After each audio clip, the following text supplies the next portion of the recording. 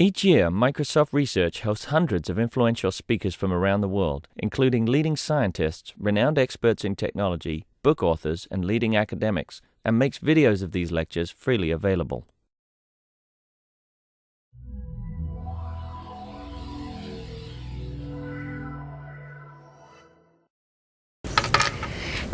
Good afternoon and welcome, everyone. My name is Kim Ricketts, and I manage the Visiting Speaker Series for Research along with Kirsten Wiley.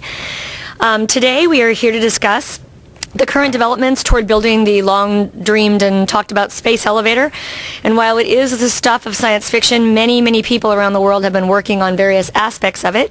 Dr. Brian Laubscher is here today. He graduated from the University of New Mexico with a PhD in physics and has been a project leader at the Los Alamos National Laboratory for over 16 years. He has worked on the Sloan Digital Sky Survey and led the work on the space elevator development program there.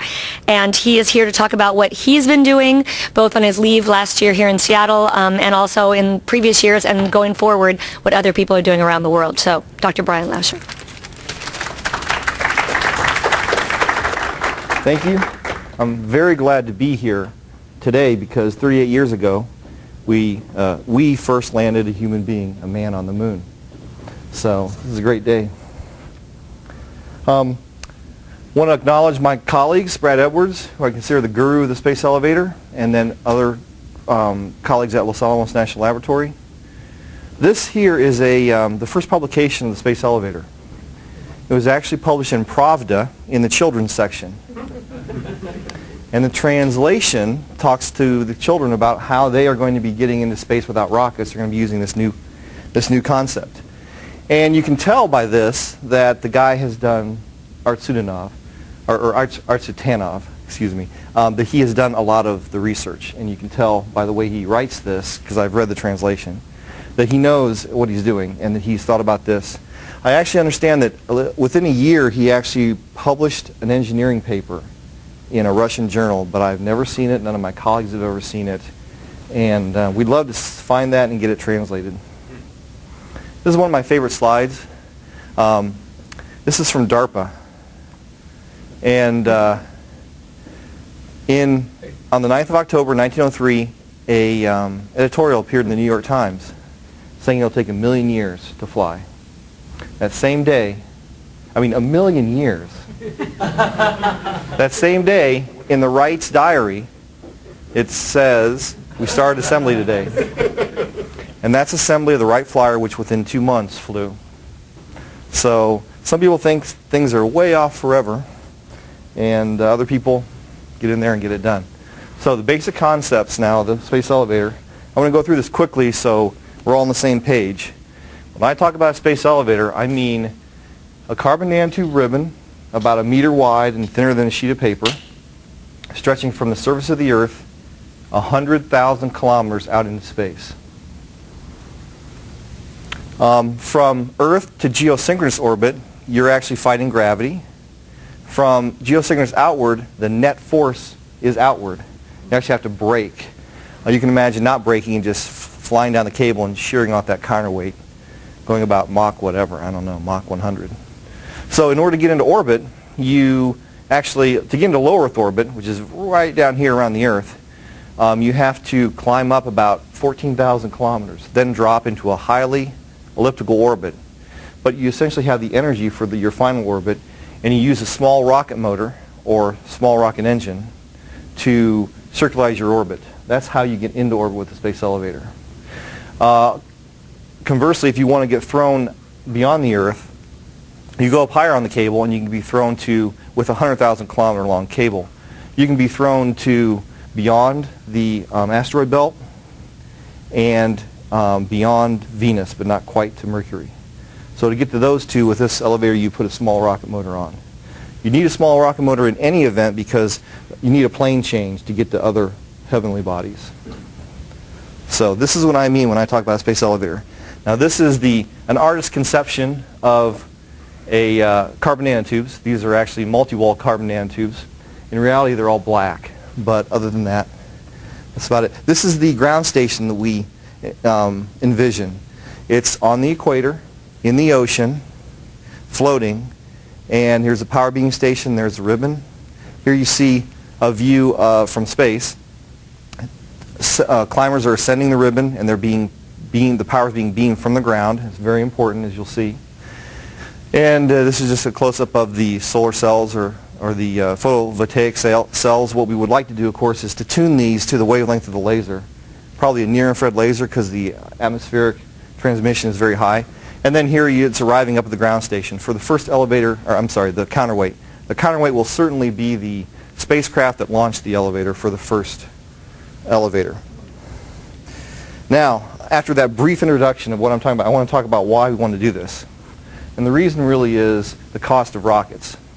You can see that to get a GEO, it costs about $80,000 per kilogram.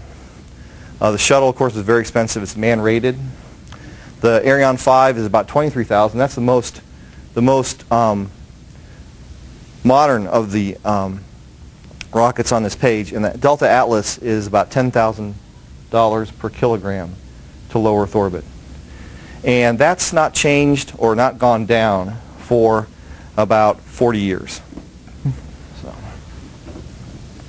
Now, we all know, most of us, I think, did this, the old equation where you take a test mass and you take it to infinity and you calculate the energy required.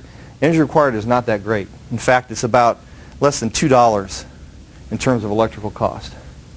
So there's something going on. What's going on is that rockets are very inefficient. This is the rocket equation. I like the exponential version. So if you want to change your delta V from the surface of the Earth to an orbit, this number is so many kilometers per second. To get to low Earth orbit, it's around 9.7 or so. This is the velocity of propellant coming out of the rocket nozzle. And for chemical rockets, that tops out about 3.8 kilometers per second. That's the best you can do with chemical energy. So as this goes up, the mass ratio goes up exponentially. So the initial mass versus the final mass, you can think of the final mass as being the payload, and the initial mass as being fuel, or fuel plus payload, or fuel plus payload plus all that structure and tanks and rocket engines and all that stuff. And the problem is that rockets carry fuel to high altitudes. They carry their fuel with them. They carry it to high altitudes. In fact, if you pay attention to what's going on when we launch a rocket, we actually don't launch them as fast as we could. We wait until they get up high in the atmosphere and then go to maximum thrust. If you remember, Space Shuttle Challenger blew up just after they went to maximum throttle on the Space Shuttle main engines. They had gotten up high enough they wanted to then turn over and go for orbit. Now, just to give you some numbers, LEO is many ranges. I'm using 9.7 kilometers per second to get to the change in velocity required from the surface of the Earth to LEO. The next number is to the surface of the Moon from low Earth orbit, which is 5.5 kilometers per second. And then to get to Mars vicinity, now this is not in orbit, and this is not on the surface. It's just to the vicinity, where you might use aerobraking to do those two things. So the minimum energy, or the minimum delta V, which you can turn into an energy, is 3.8 kilometers per second. So you can see that Heinlein said something like, when you get to low Earth orbit, you're halfway anywhere. And this is why he said that. So let's talk about the Saturn V. Saturn V was built in the 60s. It is a chemical rocket. The first stage burned liquid oxygen and kerosene. The second stage burned liquid oxygen and liquid hydrogen, the best fuel. You get the most delta V out of that fuel. And the third stage was also liquid oxygen, liquid hydrogen. When it was on the launch pad, it actually could not fly. It was too heavy. But after a couple seconds of burning fuel, then it started to rise. And if you think about that, that's what you would do. You would always fuel it up to the very end, just a little bit over, and it's waited 2 seconds and it starts to move. Then you know you're getting maximum performance out of your rocket. So 5% of this rocket got to low Earth orbit. And that's in terms of mass. 2.4% of this got to translunar injection and went on to the Moon. The first stage has a 96% mass ratio, or 94% mass ratio. That means 94% of the mass of the first stage was fuel. So if you hear people say, oh, we're just going to make rockets better, they're going to make them 6% better. And you can do a little bit better, of course, on the second stage than the third stage. But people are talking about percentages here. I went to a conference years ago, and a young rocket engineer was up there, and he was pounding the podium. We can do better. We can do this or that. He was just, I mean, it was great. It was like it being in church or something, you know, at a revival. And at the end, I shot my hand up. I stood up. I said, how much better can we do? He said, 15%. We pull out all the stops, go for the greatest technology, 15% increase. I said, okay. Because, of course, with the space elevator, I want factors of 10. I want factors of 100. Or else I don't think we're going to go very far in space. This is the most powerful rocket ever flown. The Soviets built a more powerful one, but they never fueled up all the way because they didn't need to for their mission. So this is still the most powerful rocket ever flown. And just as an aside, I went to a conference with, and an old engineer got up, and he said, during the Apollo program, I was a young engineer. And he said, my group did the reliability calculations for the entire mission. He said, we kept coming up with 50%. We expected to lose 50% of the missions, maybe crew, but certainly 50% of the missions would fail. There were no failures except for Apollo 13, but they got the people back. And the big reason was that Saturn V was a huge part of that uncertainty, of that unreliability, and this has never failed. So that was, Wernher von Braun, of course, designed that. So here's my back-of-the-envelope calculation. All right, if 5% of your rocket gets to orbit, that means it takes about 20 kilograms of fuel to raise 1 kilogram to orbit. And then I used the rocket equation and I ratioed it and found out if it takes 20 to get to do a delta V of 9.7, to get to the vicinity of Mars, you need 2.39 kilograms of fuel up in orbit. So then you have to raise that up, so that's another 40-some kilograms of fuel required to raise the fuel that you're going to take your test mass to Mars. And so it takes 3.39 kilograms on orbit to get you 1 kilogram to Mars. And then each kilogram costs you $10,000 to get it to LEO. So minimum baseline, and actually this number is actually more like 13,000, but this is a back of the envelope calculation. I'm trying to give rockets everything I can. $33,900 or $34,000 per kilogram to go to Mars. Now, 10 kilograms is the value of my home in Los Alamos. So every 10 kilograms we have to expend, humans have to expend the wealth of my home. So, and this is just physics and our gravity well, and my claim that this $10,000 per kilogram isn't going to change. People have said it'll change, and they haven't been able to do it so far. So, and I think this is good to a factor of 2. No one really thinks they can get it below 5,000. No one who is credible, I think, thinks that. Just a little aside on nuclear rockets, since I am from Los Alamos National Lab. The velocity, of course, for chemical rockets is 3.8 kilometers per second. Well, the nuclear rocket gives you an advantage because nuclear fission velocities are much higher. They're around 7.6 to 11.2. And then a fusion rocket would be even a greater velocity. And then antimatter, as one of my colleagues always tells me. He passed me in the hall at Los Alamos, he goes, antimatter. I said, okay. So now I want to talk a little bit about the history. The first person who ever thought about anything like a space elevator was Konstantin Tsiolkovsky, who was a Russian academician. He taught high school, and he went home afterwards and he sat and he worked on space issues. He actually derived the rocket equation first. Well, he traveled to Paris for the World's Fair and saw the Eiffel Tower, which had just been built for it, tallest building in the world. He imagined a tower, a building, whatever, going all the way up into space. And he knew how far that was, but he imagined that. And he wrote about that, what we could do with that. And in fact, as an aside, there's a, I always forget the architect's name, but architects in the 30s knew that with steel and concrete and what they had to work with, they could make a mile-tall building. But they abandoned the plans when they realized it would take more than 8 hours of delivering with trains to get people there to fill the building for work. So it wasn't practical. But they actually felt they could do it in terms of the materials they had. Sir Arthur C. Clarke, the famous science fiction writer, is trained as a engineer, and at the end of World War II, he copyrighted or patented. He patented the concept of the geosynchronous satellite, the one that goes up to geosynchronous altitude and stays there over the same point on the Earth. Now once you have that, it doesn't take long to think about putting down a thin thread so you can either communicate or maybe have things climb up.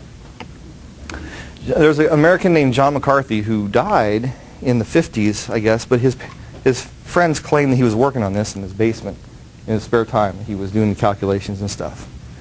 So maybe. But the guy who published and the guy who gets the credit is Art Satanov, 1960, that Pravda article. Right after, 6 years after that, there were 4 oceanographers who wrote a Nature paper. The oceanographers at the time were using very long cables to go down to the bottom of the oceans. Well, they thought about turning it the other way and wrote a paper on it. And the last person who claims they invented the space elevator, and I think his claim is real in the sense that he didn't know about these people, is Jerome Pearson. He actually published the most extensively and the most rigorous treatment physically in terms of physics of the space elevator. So all these people said this is fantastic, this is wonderful, it'll be great, but of course we have nothing that's strong enough to make it. So it's a nice academic exercise. In 1991, carbon nanotubes were discovered, and they were eventually measured in terms of their tensile strength. And their tensile strength was measured at 300 gigapascals. And we think we need 130 to do the space elevator. So for the first time, we have something that's actually strong enough. I got this a little bit backwards. I got it straightened out with my friend Brad Edwards. But in 1999, there was a space elevator conference. And actually before that and during that, it was reported that NASA said, we can have a space elevator in 300 years. So let me tell you about the NASA space elevator, which is here. It actually follows science fiction, the way that like Arthur C. Clarke talked about making it. First thing you do is you get an asteroid and you put it in orbit around the Earth at geosynchronous altitudes. Now, first of all, as an astrophysicist, I don't want anything big coming near the Earth. But this is what they wanted to do.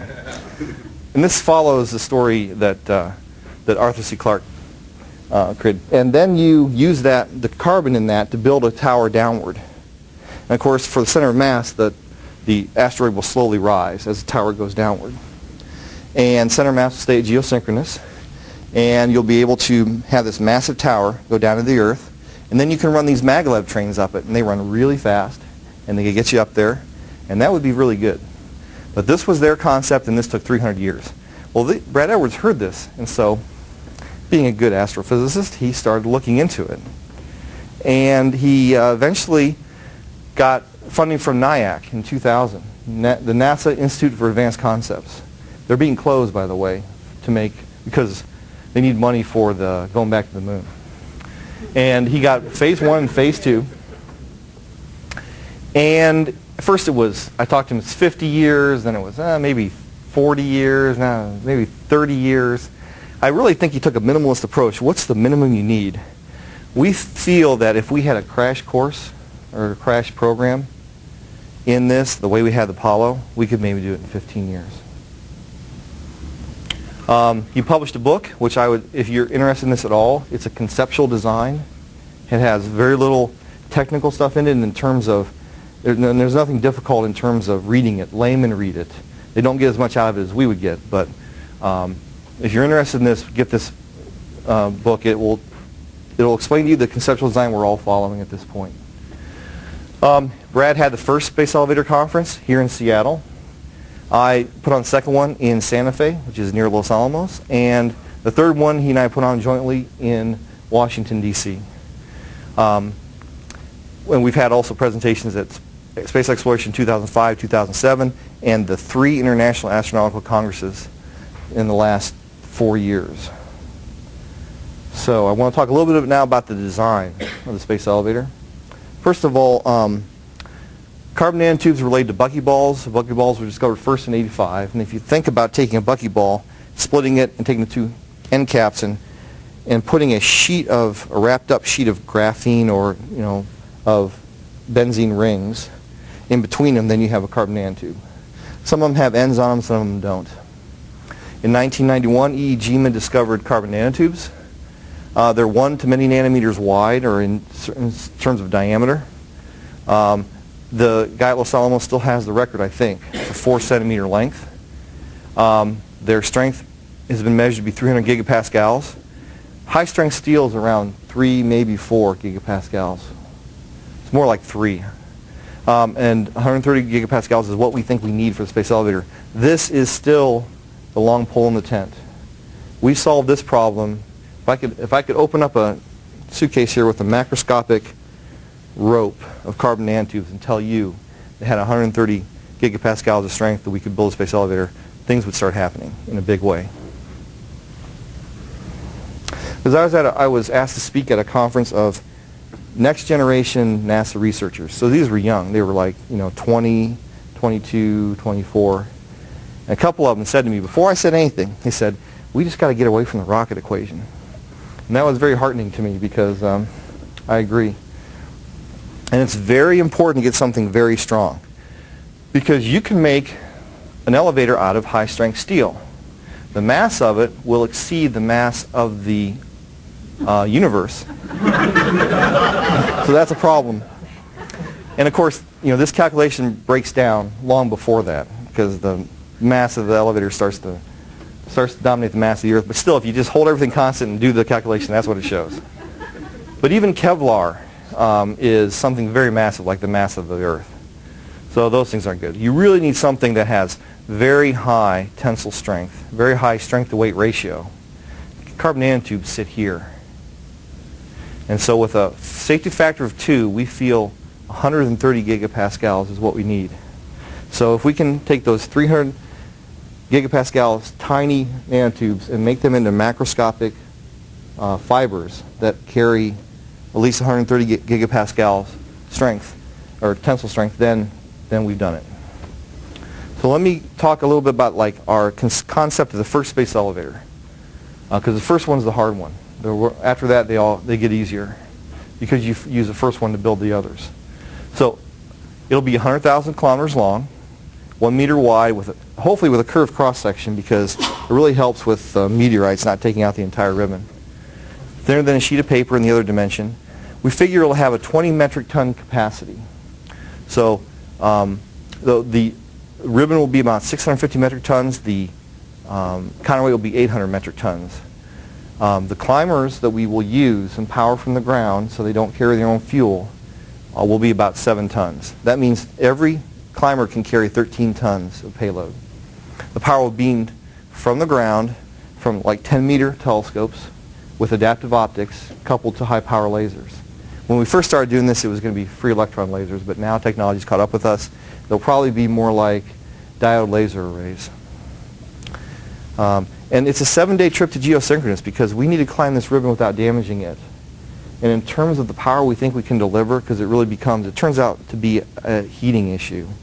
You can put more power on the bottom of the climber, but when you get up into space, you have to cool it differently, by radiation. It's not as efficient as conduction or what we call convection here on the Earth.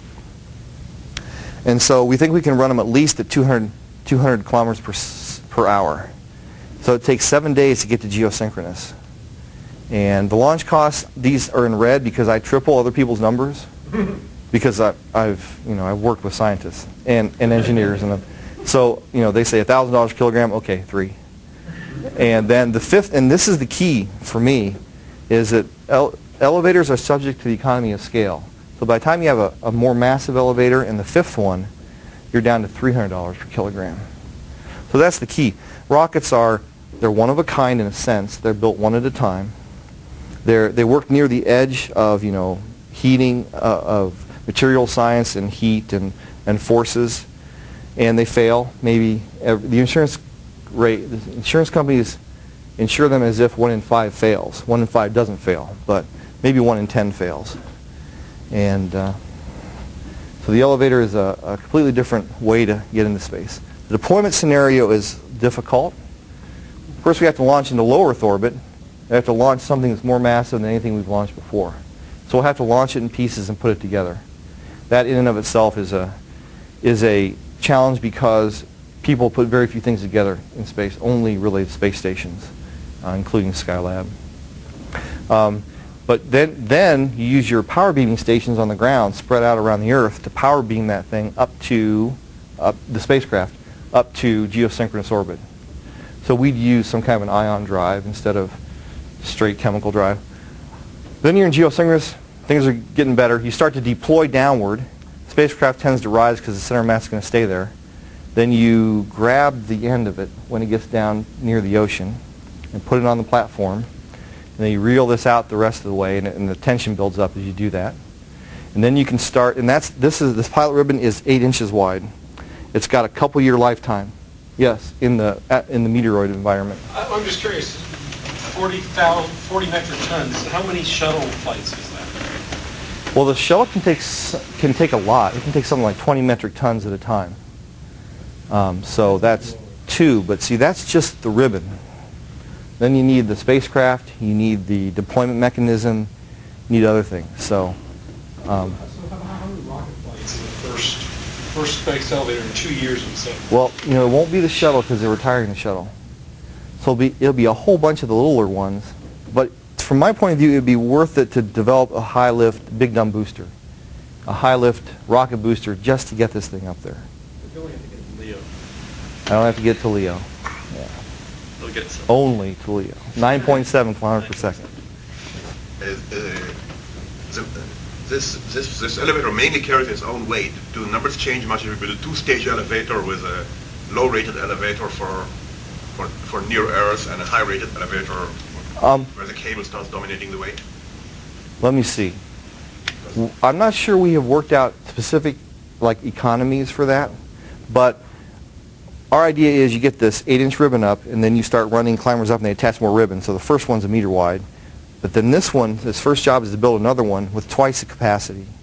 And this one's first job is to build one twice the capacity of that one.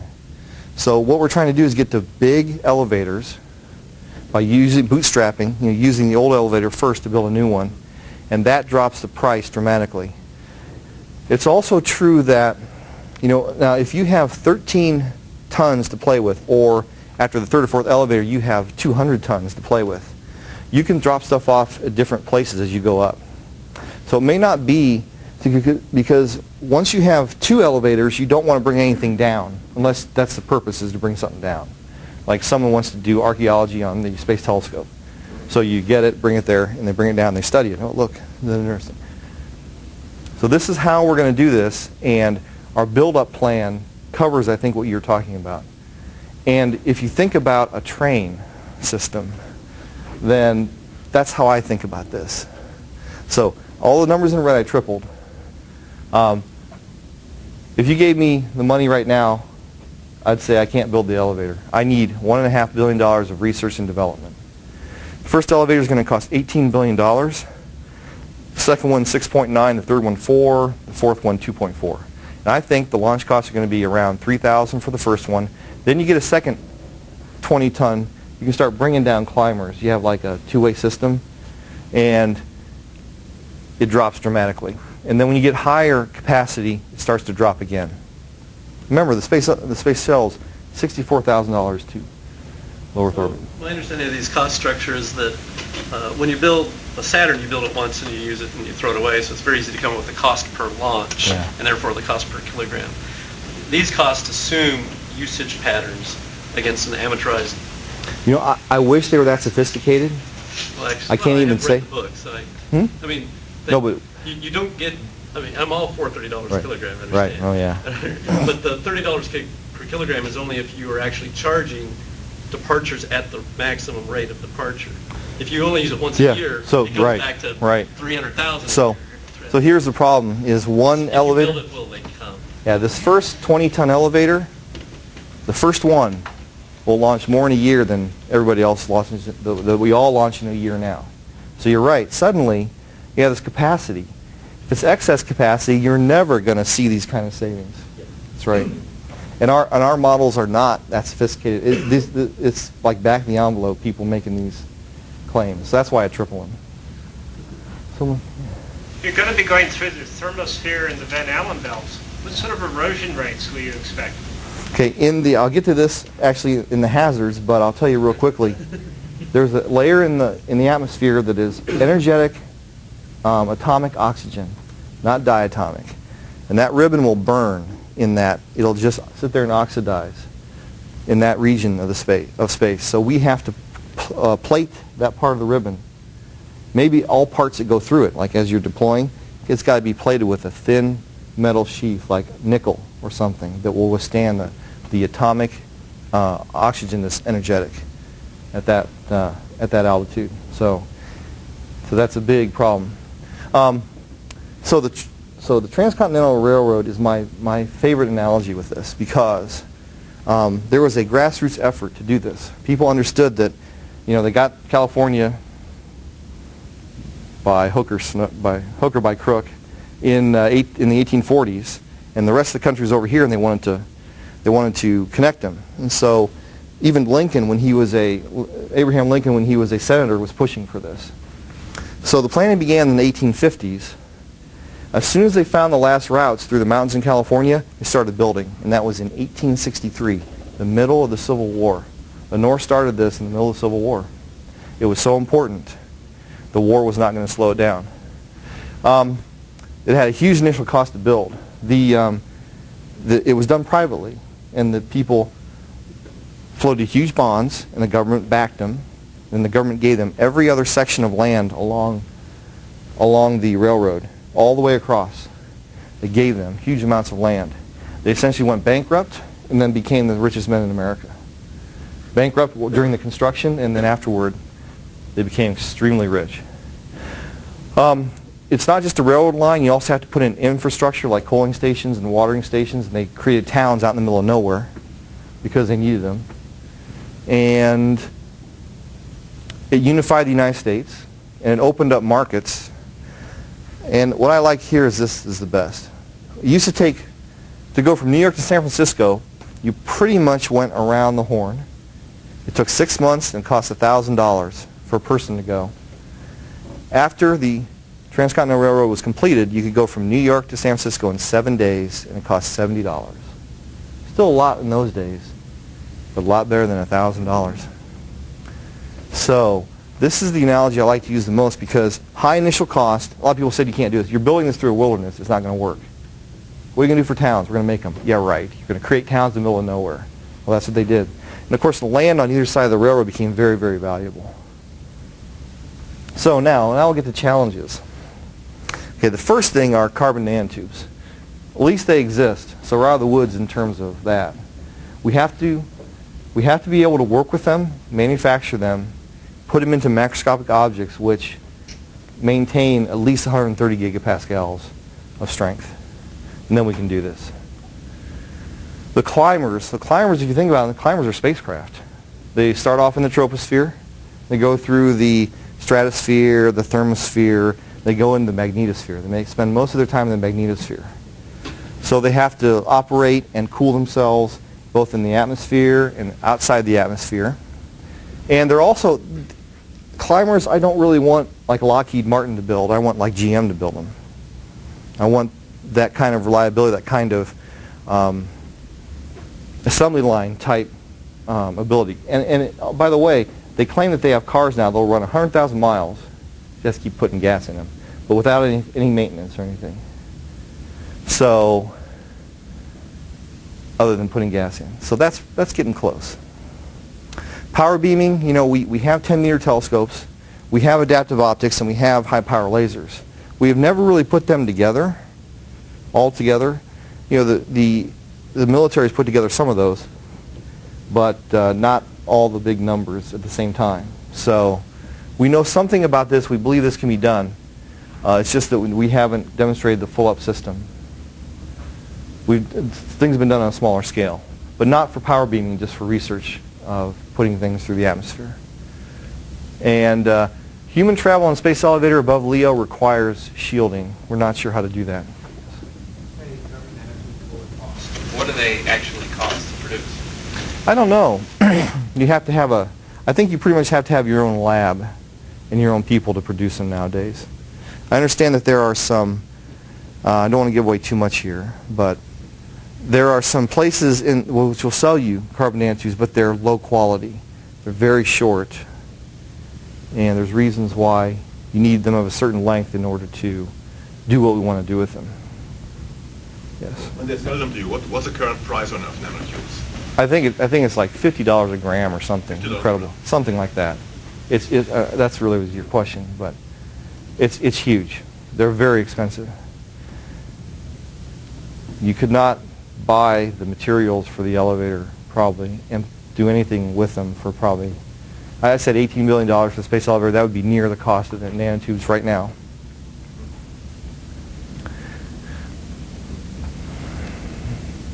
So humans traveling above Leo is a problem. We don't figure we'll put anyone on the first elevator. We need to have backups anyway to bring people down in case there's a problem. The deployment spacecraft is something bigger than we've ever launched before. We'll have to launch it in pieces like they did the space station. And the deployment mechanism is, we have ideas. It's undefined. And, we don't see any showstoppers, but we know that there could be just one detail that could stop this whole thing. So we're always on the lookout for a showstopper. Now, some of the hazards that the elevator faces. I'll get over here on this side because some of the questions about this came from over there. So in the magnetosphere you have charged particles, high energy electrons, but more importantly high energy protons, which will actually knock atoms out of the lattice. So they will actually destroy materials by destroying the lattice. It'll displace carbons and weaken structure. There are oscillations. There's oscillations from the sun and the moon. There's oscillations from running up and down it. Because if you think about this, when the climber runs up there, what it's doing is its angular momentum is continually being changed. And it's doing work on the ribbon to do that. So just working up and down the ribbon induces oscillations. There's radiation of heating and cooling the ribbon. Most of it will be in the sunlight all the time, but some parts of it will not be down near the Earth. And that heating is going to be affecting it, and there'll be thermal shocks being propagated up and down the ribbon. The atomic oxygen in the Earth's upper atmosphere, I talked about that. There's a concern about the environmental impact in terms of the ionosphere is actually close to us, relatively speaking. And if this has any kind of conductivity, we might have a current running down it, and that would be very bad. So I agree. It would be very bad. I don't think this is that. I don't think it's. Okay, so first of all, we think that some carbon nanotubes are conductive, some are not conductive. So we intend for a ribbon not to be conductive. And the other part, if you remember, when you did electrodynamics, resistance also has to do with geometry. Something thin and long has a very high resistance. So, let me do the other environmental impacts. People always ask about this. Okay, so what if the ribbon falls? In science fiction, there's this huge tower on Mars or something that falls, and everyone gets killed, or a lot of people get killed. With this, the worst case is you shear it at the counterweight. Let's say it gets sheared at the counterweight, and the ribbon starts to fall, and the lower parts will lay down in the ocean. The upper parts will reach enough velocity that when they hit the atmosphere, they'll burn up. So you're going to have thousands of kilometers of ribbon lying in the ocean, and maybe across Australia or something like that. Okay. But we think we can deal with that. You can go and just roll it up. So that's generally what we think will happen. It could get ripped and torn because its tensile strength is different than its transverse strength. That's a little bit different. So one of the very general things is lightning is a problem. Lightning and the wind are a problem. The clouds are a problem in terms of power beaming. So these are all problems. Of course, meteors and space debris, once it's a meter wide, it has like hundreds to 1,000 year lifetime in our environment. And of course, the big thing that we have now are satellites. I mean, that many years, given the probability of an impact of debris? No, this will be impacted all the time. But getting something big enough to destroy it. Okay. is the lifetime is hundreds to 1,000 years. And that's statistical, based Yeah. on one impact, or is that the cumulative impact of a bunch? Well, it's one impact. That's one impact. Because the climbers will I actually talked about there are many different kinds of climbers. I didn't mention it. Some will have to go up and repair the ribbon because this is going to get hit every day essentially. Now, satellites. There's a lot of satellites in low Earth orbit, and there's fewer until you get to GEO when there's a lot. GEO doesn't worry us because they don't move with respect to each other unless they're doing something they shouldn't be doing. So a lawyer came to the first space elevator conference because this one thing I want you guys to know is everybody has a place in the space elevator, even lawyers. But there's so many things that need to be addressed because there's a lot of social issues, legal issues, economic issues, and the science technology issues, which I feel the most comfortable with. But he said, you will have to get out of the way of everything that's up there. And because people own it, they put it up there, and you can't. But everything that goes up after us will have to avoid us. So that's the way that will work. So we will actually use that that platform, floating platform. We'll move it around so that the lower part of the ribbon misses spacecraft. And of course, as they die, we will remove them. And the elevator also, I think, can clean up space in terms of you finally have something cheap enough you can send up satellites to actually deorbit other satellites and pick up space debris and things like that. Would you mind going back one time? Sure. So if you cut at the platform, if you cut at Earth, when you have the weight mechanism as high as you're planning on deploying it, Okay. then it would fly into the universe, right? Yeah, it would try to leave Earth orbit. Yes. But so at what? So I'm just curious. But it would. I'm curious about Australia. Okay.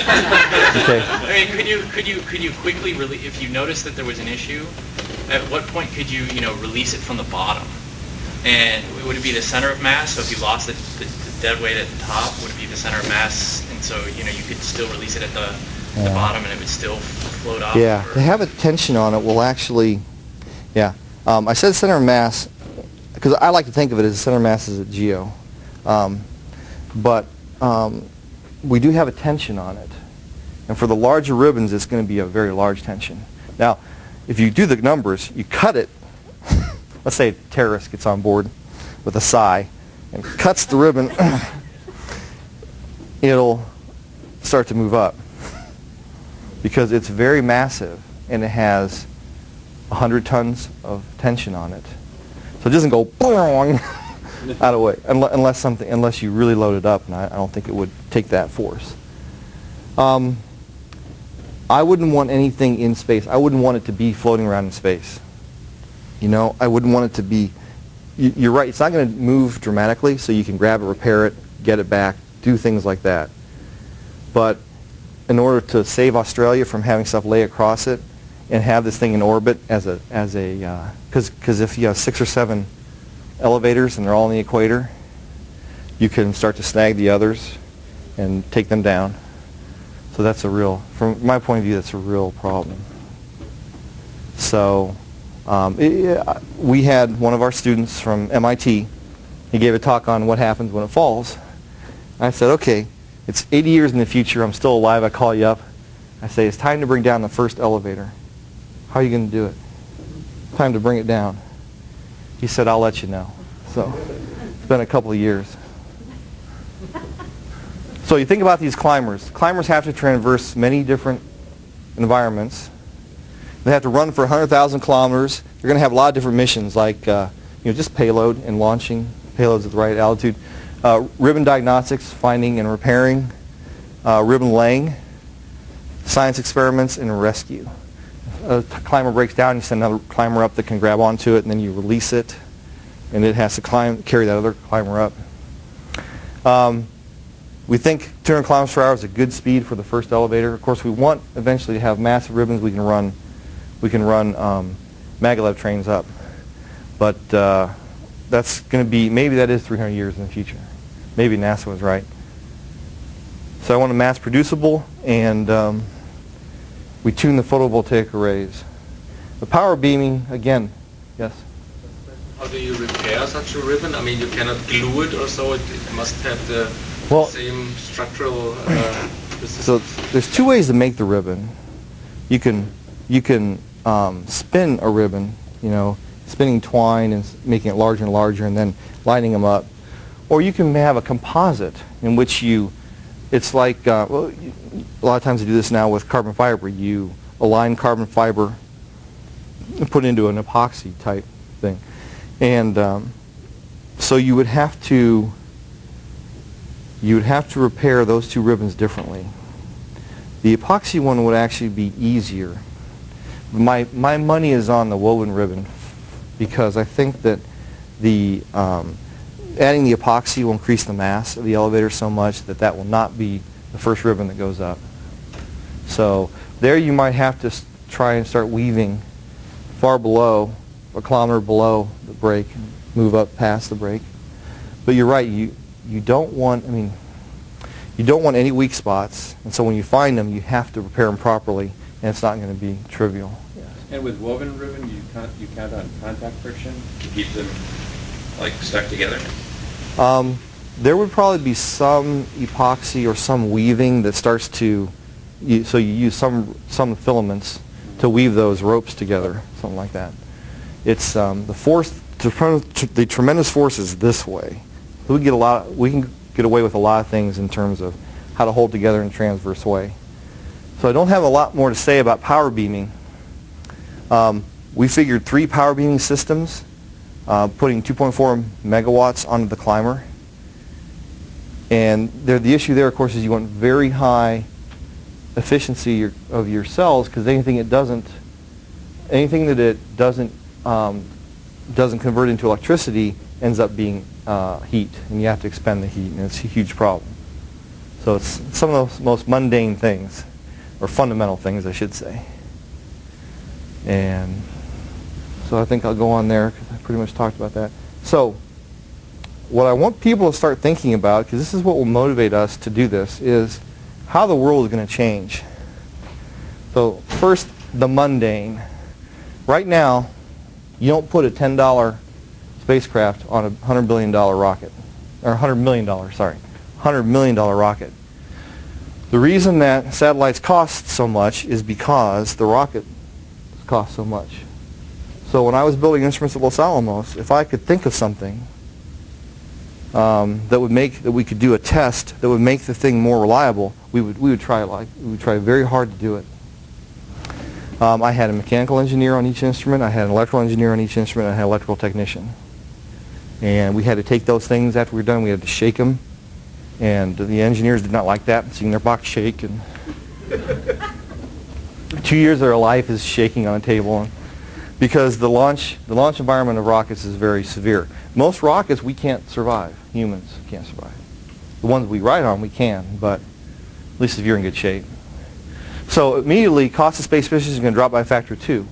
Because I think we're going from $10,000 a kilogram to $3,000, or rather, let me say, I got to be a little careful here. So let's say we have 2 ribbons up. We go from $10,000 to $300 a kilogram. And suddenly, the cost of the rocket or the cost of the launch is nothing next to this spacecraft. Second thing is that the mass problem goes away. When I was at NASA, 2 engineers came to me and said, Brian, our 2 instruments that fit together. He designed his instrument with a negative ground. Mine is designed with a positive ground. They are incompatible with the same power supply. We have to fly another power supply. Now, on this spacecraft, the spacecraft contractor forgot to add in the mass of all the copper cladding for all the cables that ran from all the instruments. So when they discovered that, the instrument's mass margin went away. So we had no extra mass on the spacecraft this time. So I wrote a short memo saying we needed 200 grams to make these 2 instruments, each a couple $1 million, work in space by adding another power supply. And NASA told me. They got on the phone, they ribbed me.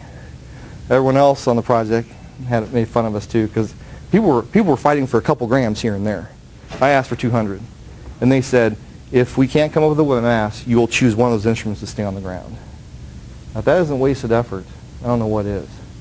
But the rockets and the mass it pushes everybody to the limit. You need to do as much as you can with this spacecraft because it costs $100 million. The launch costs $100 million. There can be no screw-ups. And oh, by the way, at the end, they put lead on the spacecraft to balance it. So we did get the 200 grams, so it's a happy ending in the story. But the way we do space missions now is crazy. With the elevator, people are going to start putting up things that haven't been done before. On one of our missions, we actually flew up the first time a field programmable gate array was ever flown. That was like 10, 15 years ago. It was a big deal. NASA didn't want us to do it, but we qualified it and flew it. You'll find people starting to use new electronics.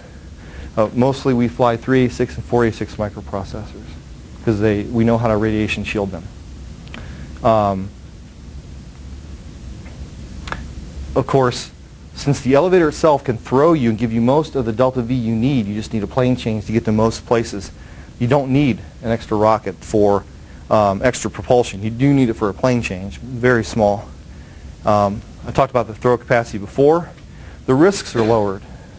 I had a scientist tell me he once went to a general, said, I want to go up on the rocket gantry and pound on the side of the nose cone where our instrument is because our instrument stopped working. They were in like the countdown. It was fueled, and the general let him do it. Took an airman out there, he went up there and he pounded on it and it never started working. So they launched it with a dead spacecraft. Here you can imagine raising your spacecraft, your billion-dollar spacecraft to geosynchronous and testing it. Oh man, something went wrong. Okay, bring it back down. Now almost nothing will go wrong because the launch environment, except for radiation, because the elevator goes very slowly through the radiation belts. Other than radiation, the space elevator launch environment is very benign compared to what we have now.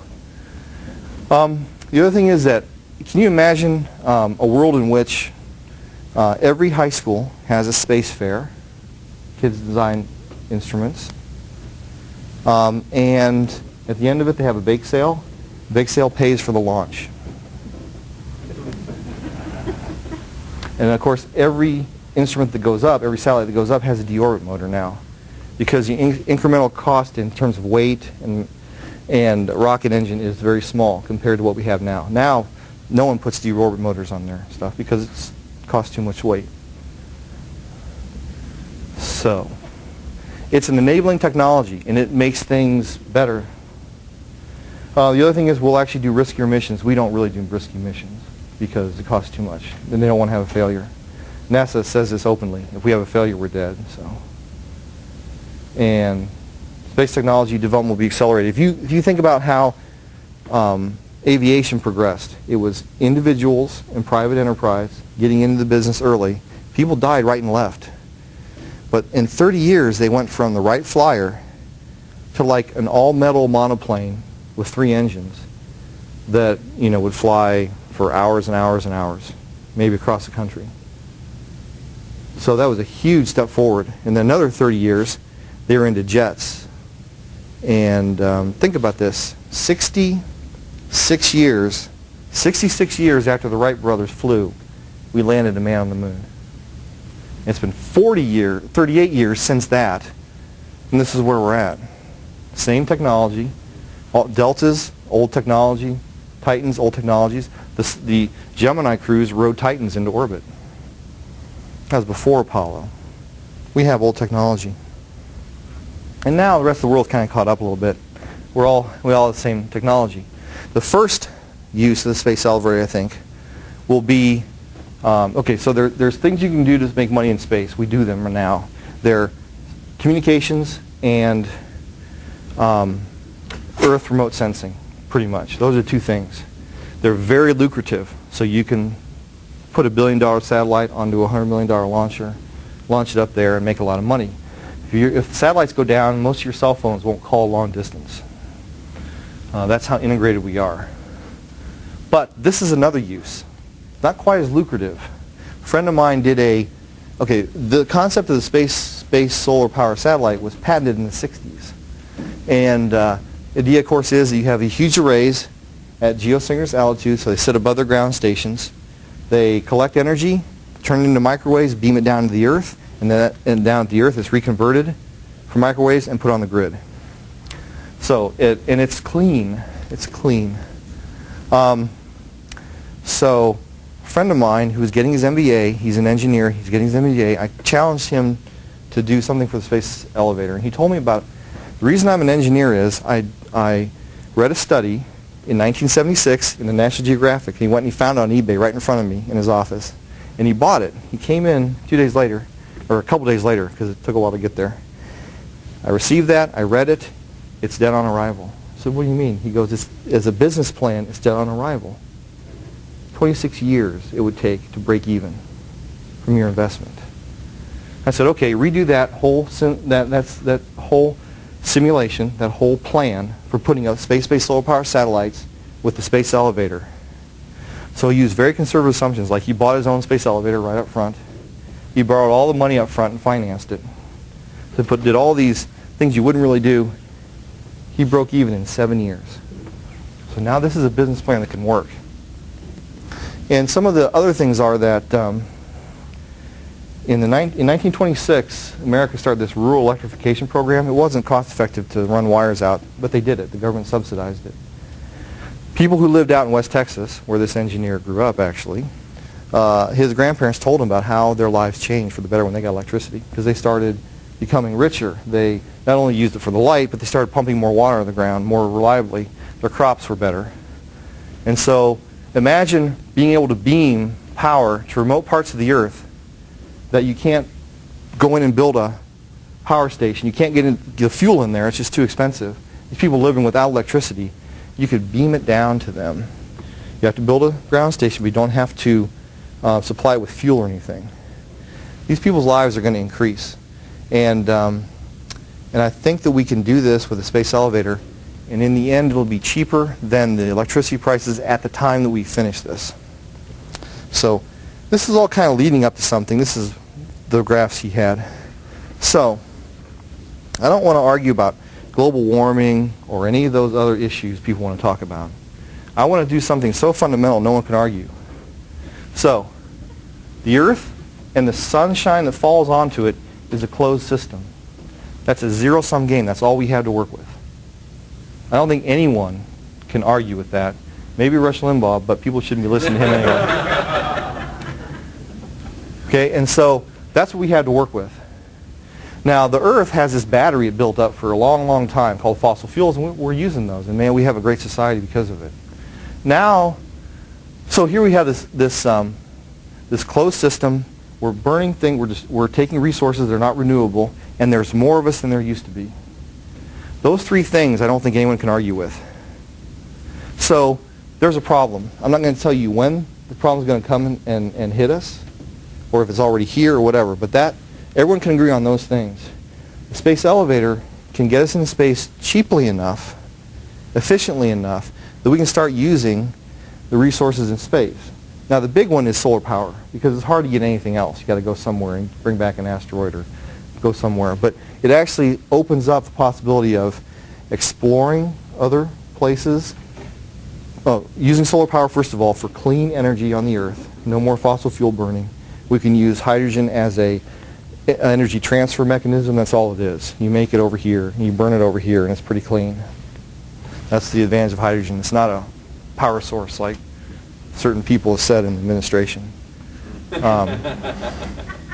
So it's a way to open space to solve problems here on Earth. It's a way to actually colonize places. One thing I want you guys to realize also is that we have these ideas about space because of the way we've gone into space. First is, space is far away. Well, I flew 1,500 miles here to talk to you guys, and space is 62 miles that way. It's there all the time. And we send in astronauts, right? And they're special people. Well, that may or may not be, but everyone can go pretty much. When John Glenn went back up on the shuttle, he was in his 70s. So if he can go, I can go. Space is a place to visit. I'm not too big on tourism, but all my friends say, no. It's going to happen. It's real. People want to go. Even for 3 minutes on a suborbital, that's great. The space elevator would be a different thing. You'd actually like take your family down there for a family reunion. You get on one of these huge elevators. You'd go up to maybe, I don't know, let's say 100 miles, 160 kilometers, and it'd stop, and you would be there. You could see the curvature of the Earth below you, and that view wouldn't change because you're rotating with the Earth. So you're not in orbit, you're on a trajectory, but you stay above the place on the Earth.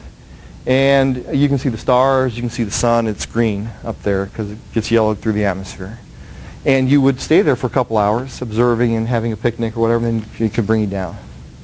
So that's what the elevator. No rocket bare knuckle ride, but it's more than 3 minutes long. Space is a place to work. Space is a place to make money. It's a place to experiment. And other heavenly bodies, they really are accessible with the space elevator. You know, $33,900 per kilogram, I don't know what we're going to do on Mars. I really don't. If you want to get to the surface, it's even harder. Exploration and colonization are finally feasible. We're safer from extinction because, you know, I know a little bit about, I know some about asteroid impacts and things like that that have shaped our Earth and that wiped out the dinosaurs. And it would be nice to have protection against that. Certainly the small stuff we could always survive, even though we might lose, you know, Weirton, West Virginia or something. But the big stuff could actually take us out. And we're using space as a place to solve problems here on Earth. So just a few ideas. What we would want to do in Mars exploration very quickly is to use an Earth elevator to first of all send things there. And so we'd have high capacity, low cost launches. It's cheap enough that we can resupply outposts and colonies, and we would want to throw an elevator from the Earth to Mars and deploy it from orbit so that then Mars would have its own elevator. Now, on this elevator, the grappling hook would grab onto something that you maybe have created down there on Mars. An outcropping or something you shaped, an outcropping you shaped. You'd want to grab with a grappling cable, and you would power beam down. So you would be using your solar arrays in space to power the cable downward. This Martian elevator is smaller in terms of mass and length than the Earth elevator. It takes less energy to run things up and down it because Mars's mass is so much less. It deploys itself from orbit, and it'll save on the aero braking. It also means you have a lot of trajectories at which you can intersect the elevator. A lot of speeds you can come in, intersect the elevator. And it enables two-way commerce, which we don't think about much. But if we were really going to go to these places and we're really able to live on the surfaces, then we need to have some kind of commerce back and forth. And if we get, you know, controlled thermonuclear fusion that uses helium-3, which we do not have, but if we could get that, the moon might be a place where we want to have commerce. There might be something on Mars also. So, just to recap of that, move on. So, let me see.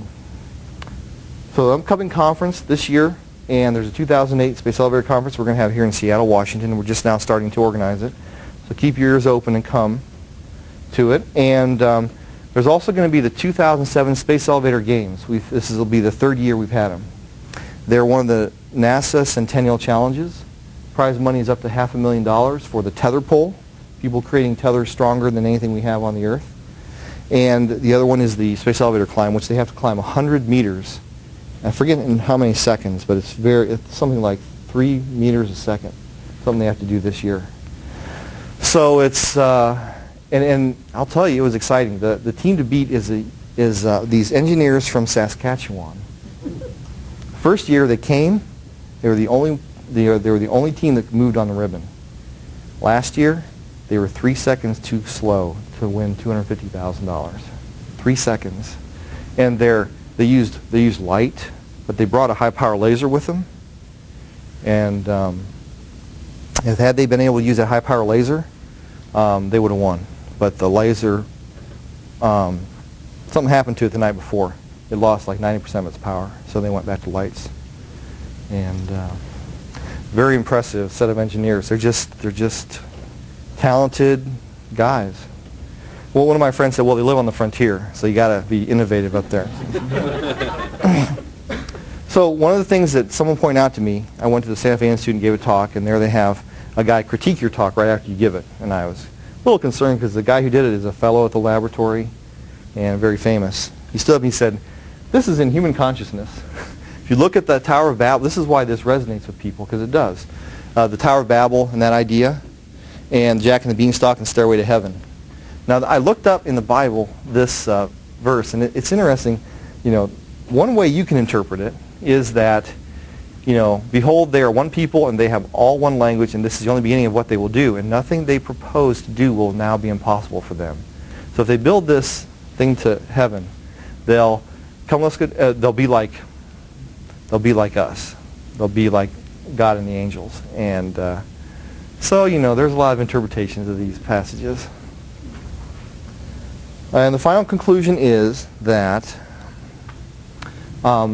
when they write the history of the 20th century, they're going to say that one of the greatest things we did was land a man on the moon. And when they write the history of the 21st century, they're going to say one of the best things we did was to build a space elevator. So what could be better to spend your life and your career on than building the space elevator? Thank you.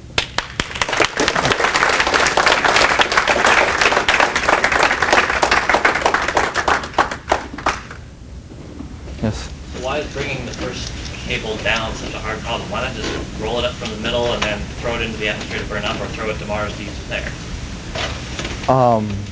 Those both seem like fairly self-evident solutions, but there has to be a catch, or your guy would have thought of it, right? Can you say that again? I mean, the first elevator in So you posed a challenge to one of your students saying, how do you bring down the first elevator? Time? Why not just roll it up from the middle, make a spool out of it, and burn it up in the atmosphere and send it to Mars? That is, I think, the best solution, because I've been thinking about it for a while. I think that is the right solution. But we'll see what he comes up with. You know, you don't always tell other people what your ideas are, because then they'll start to think like you. And you don't always want that.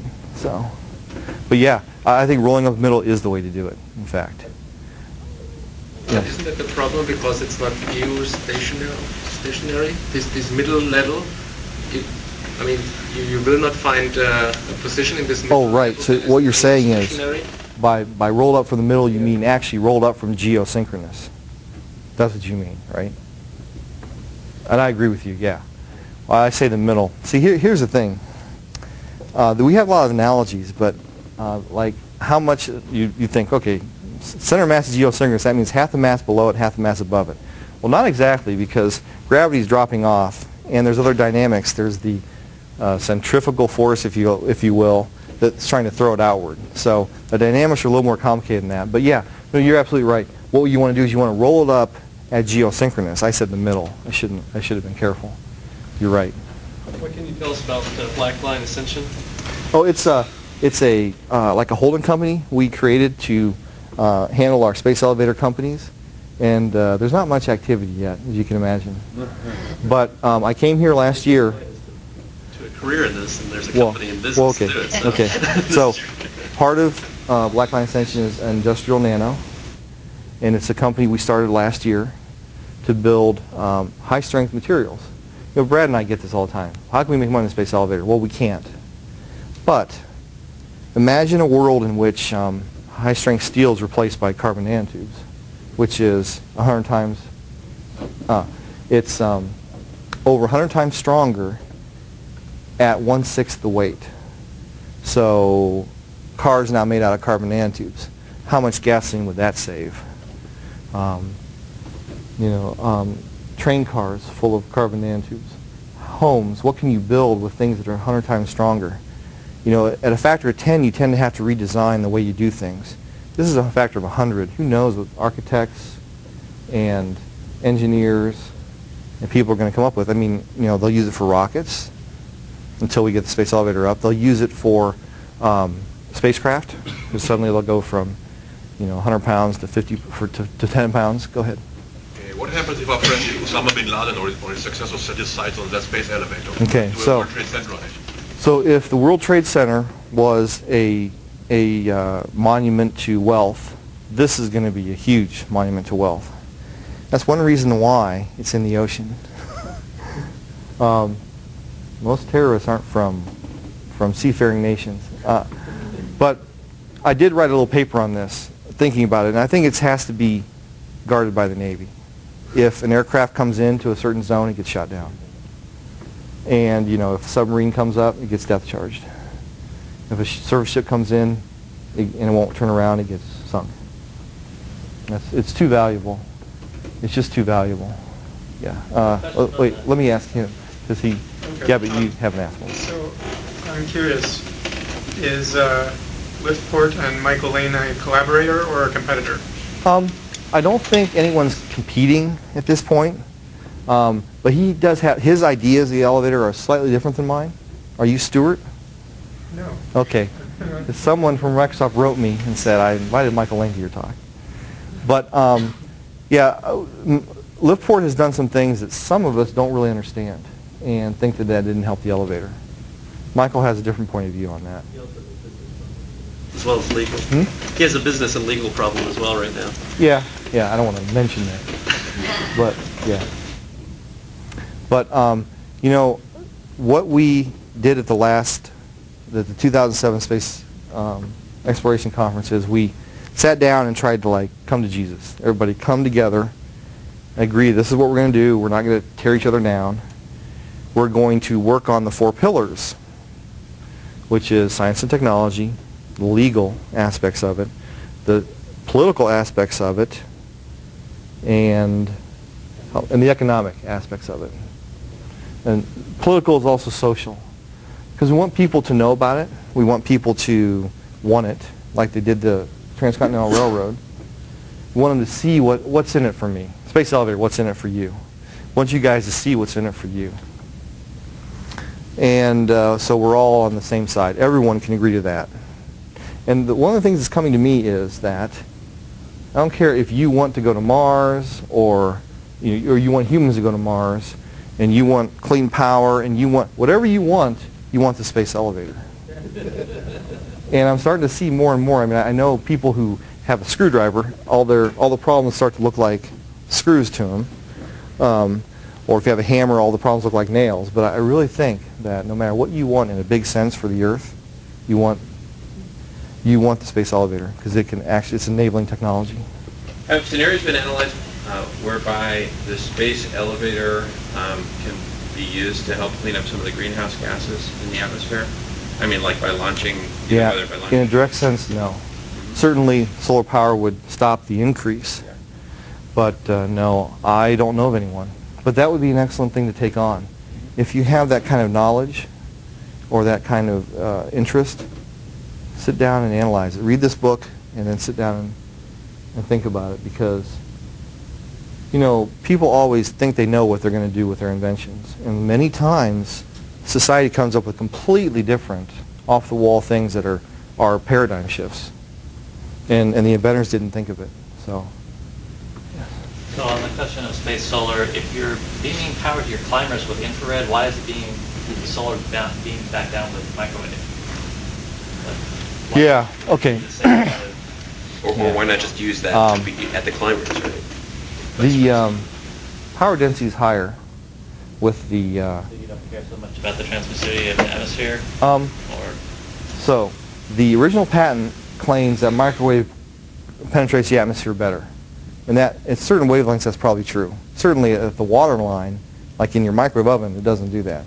But there we can use we can go to actually something that penetrates better and use a larger area so the energy density is lower so birds can fly through it and not get fried and things like that. Out in the ocean where we're trying to get this thing up and we have size constraints, not like what we have now. The fairings on these rockets are small. I went to a conference, talked as an astronomer, and they talked about how they're trying to fold up these massive telescopes so that they can go up in these small boosters and then get deployed. And as an astronomer, I don't like that all our money is going to mechanical engineers trying to figure out how to fold this stuff up. The issue, and I stood up and I said, the issue is we have a launch infrastructure that doesn't fit our goals in space. We need to change the launch infrastructure.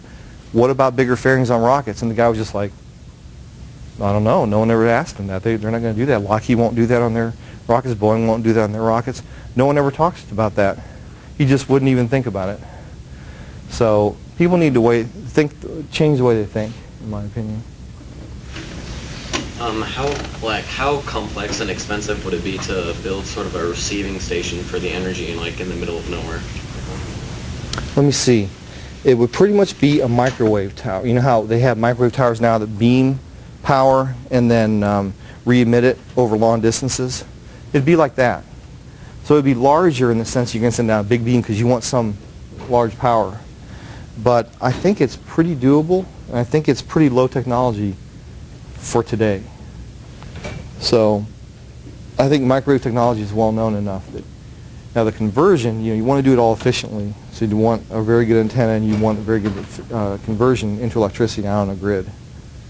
But I don't think that's an issue. I think that's low technology for today.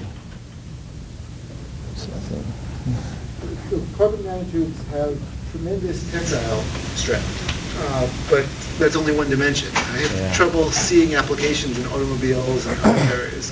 Could you elaborate on that a little bit? Well, the way my understanding is the way you deal with things that are strong one dimension is you laminate them, and you laminate them in many different directions. So sheets of carbon nanotubes. Well, how did they do carbon fiber in the 787? I mean, we're talking about an aircraft that weighs 1% of what the 787 weighs. Yeah. So they used it with carbon fiber, in which you have fibers that are strong in one dimension, and you lay them out in sheets, and sometimes they weave them, so you have two dimensions, and you set the weaves at different angles, so you end up getting strength. And of course, they can be very thin, so you could have very thin car bodies. So that's how I think it's done. So the whole system lives from the ability to transport things up to space. So can you just give us some economical ideas about how many of these elevators are in parallel, can be operated in parallel on such a ribbon? I mean, it's like you said, it's a turnaround of 14 days to come up and go down. So, yeah. So here's how we think we'll run the first ribbon. You throw away the climbers when they get to the top, because it's not worth it. It's just not. Maybe if you're smart, you put them in a parking orbit so you can get them later, for whatever reason. But that's what you do. For one ribbon, you throw away the climbers. You don't send anything back down. And so the other thing is that Eric Wessling, who wrote the book with Brad, figured out you can have 6 climbers going at once. Essentially, none of them can be absolutely 20 kilograms. They have to be a little bit less than that. But once you get beyond geosynchronous, the direction of force is outward for those. So 3 below geosynchronous, 3 above. And you can actually load 6 climbers on the ribbon at a time, which is pretty impressive. So, it does take 7 days to get to geo, even farther to get way out if you want to throw yourself somewhere. But that's what we'll do. As soon as you get 2 ribbons, then every once in a while you can stop one ribbon and bring down a whole bunch of climbers at the same time. You don't have to rebuild new climbers. But you can make money even by throwing away your climbers, which I thought was interesting. What about alternative launch technologies? I read somewhere about the launch loop, which doesn't require high tensile strength materials. Well, I don't know. What is the launch loop? Certainly, I know of people who have tethers who are rotating in Earth's orbit, and they come down through the atmosphere, and you can attach payloads to them, and then they can take them up and throw them. I think the launch loop is the idea was to have a metal ribbon, just launch it in a sort of parabolic orbit, but support a sheet. So it's basically sort of like taking a hose and filling it with water. Going. Is this guy J.E.D. Klein? I don't remember who. Oh. I remember. Okay. So it sounded reasonable, but I don't know much about the. Okay. I don't know about the launch loop.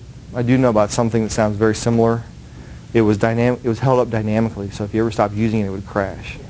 The one where, as long as you're throwing something at the top, and it was electrodynamic in the sense that it was an electric motor, but the armatures were individual armatures moving, and the commutator stayed still or something. Exact opposite of what we do in electric motors. And he comes to our conferences in Albuquerque every 2 years when we have the conferences. And when I took over the papers, I made him, okay, you have to give me a force diagram, you have to give me a mass estimate, you have to give me an energy estimate and all this stuff. He went through all of it, and I couldn't convince him that the numbers were crazy. But he presents, and he enjoys what he does, and he's a smart guy, but he is, I tried to get him to help us on the space elevator, but we're a little disorganized, so he didn't know where he really fit in. Back then we were a little disorganized. We're getting more organized now. So far you've been showing one tractor per ribbon. Has there been any studies on having multiple ribbons per tractor? Multiple ribbons. Smaller ribbon rather than multiple smaller ribbons rather than one large ribbon. Okay. We think the economics is in the big ribbon, but certainly some of our colleagues want like 4 ground stations leading up to one big ribbon because there's advantages to that. There's also disadvantages to it. And so that's the closest I've got to. So what would the multiple small ribbons would maybe give you more flexibility, but if any of them broke, see if they were small and a micrometeorite took them out, they might cause havoc with the ones near them. So that might be, but I don't think we've really thought about it in detail. That might be something you'd want to sit down and think about. Because we would like to have, we think the economy of scale increases with massive and more and more massive ribbons, but they're hard to get up. It's another solution to your maintenance. You can use if you had 3, you can use the 2 to have something, remove the third one, or replace it with a new third one. Yeah. What's the advantage of multiple ground stations? You can have them at nice places like the equator. There's not a lot. There's not a lot. Yeah. Not Seattle. It's probably too far north, but San Diego. So one leg is in San Diego and comes up at an angle to this elevator that's on the equator, or Mexico City or something like that. So you actually, you deliver your payload to Mexico City and load it on, or Ecuador, Quito, Ecuador. Because the nominal place that we know for the elevator is 200 miles west of the Galapagos Islands, because it just happens to be the place where there's the fewest storms. There are no hurricanes on the equator just because of the way hurricanes act, and so that's nice because hurricanes would play havoc with this. But it just seems there's less weather there. Okay, I have a question about your ribbon. Is it uniform or does it get wider? It gets wider. Okay. And it's easy to understand because you think, all right, so I told you that geosynchronous, everything below it hangs on it, everything above it pulls on it. So that's where it's the widest, geosynchronous. Maybe one more question. About what time of the year do you expect the 2008 conference to be here? Yeah, I expect it to be late in 2008, and maybe I should tell you about it, and you could. Yeah, I can put it out to the speaker series list. Is there a way that people can contact you, Brian, if they have suggestions? Yeah. Want to be involved? Yeah. Thank you. About the slide deck.